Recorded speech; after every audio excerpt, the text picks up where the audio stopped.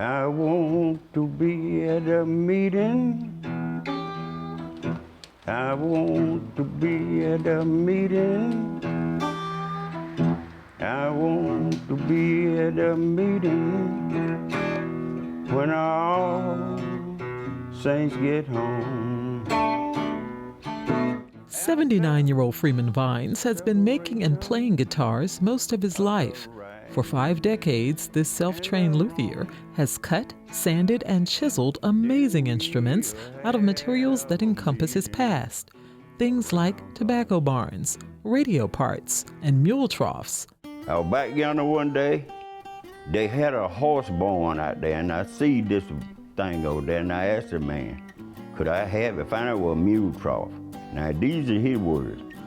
He said, you know, that mule slobber may have preserved that wood. I could not rest till I made a guitar. I have made guitars out of some of everything. I can't even remember all of it. But nothing has impacted his life and his work like the guitars he created from the wood of the hanging tree. Southern trees bear strange fruit. That tree produced some of the most horrific and different things you just won't believe. I bought some wood from a white fella, and as I was loading on my truck, he told me, he said, that wood there where you bought, he said, a man was hung on that tree. I didn't believe it.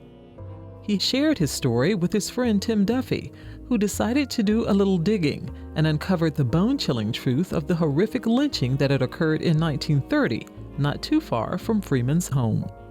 He had newspaper clippings, and he had done infiltrated the folks and found out that it was true about the wood. A man was killed on that wood there. Shot him 200 times and cut off stuff and stuck it in his mouth, and it was horrific the way he died. And that was the beginning of the hanging tree wood.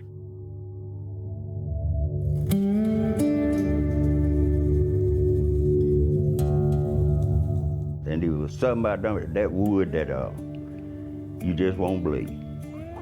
Some of that wood was telling a story. By scraping out them little pieces of deteriorated wood and stuff, you'll find out that it had a pattern. It had features in there that all you had to do was embellish them with a John Brown wire brush, and here would come stuff that would scare you to death. Most had features like skulls and terror on faces and stuff. Snakes coming out of skull's mouth and eyes and all like that right there. All I had to do was scrape a little bit to get the bad wood from the good wood, and when I get through scraping, I said, good God Almighty, let me leave this alone. I ain't never had my hands on some wood that had experienced and seen and heard what that wood had. I had to break myself from working out that night. Have you ever been somewhere, standing in line or maybe in a store shopping, and you know somebody looking at you behind your back and you ain't seen them? Well, that's the way it did me. I would be working and I would catch myself, glancing all around and stuff. I said, I got to quit this. And then some people, highly educated people, told me, said something supernatural probably happened.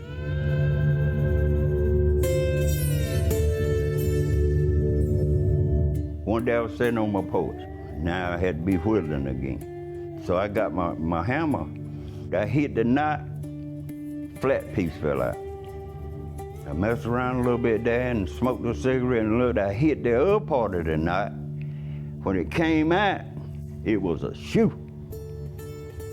And if you see the John Brown figures that were in that wood and stuff, you know nobody couldn't have carved it in there. It's too direct and perfect. I said, Tim, there was that knot would come out of that wood, that shoe. He said, the guy that was lynched on that tree said, he worked on shoes. That solved the mystery of what the shoe thing was in the tree. Freeman says while he's glad he knows the truth about the hanging tree, he has no desire to see the spot where the tree once stood or ask his neighbors about who was involved. See, you get to digging too deep and you living around here, one old guy traveling in the field by there, one old guy over here working at night and stuff, you might create a problem. You know the deal. You know about the southern states. They ain't changed all that much. They changed faces, but they ain't changed that much. Like I said, they'll leave their toes alone, they'll leave you alone.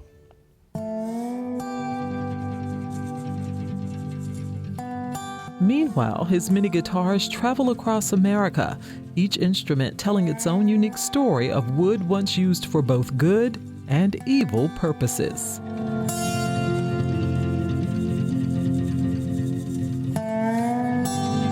He works with a lot of found materials, which I love, and there's a really deep tradition of that in the South. So not just the wood and pieces from trees, but some of the masks that he uses. So an African mask that he may have found on the side of the road or perhaps in a flea market that he then turned into a guitar. I thought that was a really powerful image. And again, something that I think resonates with our viewers of looking at sort of this make-do attitude that we have in the South, of just finding something and making it work. He really embodies that, and that's something that we've lost a little bit, I think, in this modern age. But when people see it done well, they really respond to that. He is a contemporary artist, and he's creating these wonderful sculptures, and so I think that that's something that's important for people to remember. We do have these contemporary artists who are perhaps of an older generation and they're not going to be around for much longer, so we do need to appreciate them and show their work while they are still here. I want to be at a meeting. As Freeman Vines' guitars travel from museum to museum, they bring with them stories of life in rural North Carolina. And some of them, specifically the hanging tree guitars, hold a history that is seldom told, one that embodies the horrible acts of racism committed in the Jim Crow South, a story brought straight out of the wood and into the world. And wrong, then we'll have a meeting around God's throne.